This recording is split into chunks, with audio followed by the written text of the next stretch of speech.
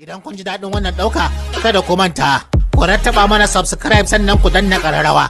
Haka zalika, ku baɗa mana like, ku saburbuɗo. Manyan fina-finai guda 3 da babu kamar sa a wannan satin. Fim na farko shine tarihin Annabi Muhammad sallallahu alaihi wasallam. Duk wani musulmi na san dole ne wannan fim ɗin ya burge shi, domin kuwa season ne wanda za a fara haska muku shi daga wannan satin. Wannan shine episode na farko. Don haka mai buƙata kamar yanda muka saba, duk wasu fina-finan mu da kuke buƙata yanzu muna iya tura su a WhatsApp ko kuma a Telegram. Mai buƙata ya yi mana magana, ta nan ne za ka iya samun duk wani bidiyo na Indian Hausa da kake buƙata yanzu. Fim na gaba shine mai suna Dagaci. Fim ne masifan kenan, wannan ɗan iskan actor ne kamar yadda kuke gani. Fim ɗin nan shi ma irin action movies ɗin nan ne da ake fama da jagalanci a cikin shi. Masu son dai fim na faɗa, to ga naku nan. Akwai Zarah, fim ne masifan kyau, shi ma akwai faɗa sosai, irin action movies ɗin nan ne sosai da sosai. Waɗannan su ne manyan fina-finai da babu kamar su, amma gaskiya best movies a ciki shine wannan tarihin Annabi Muhammad ɗin, domin gaskiya na san dole ne ya ja hankalin mutane.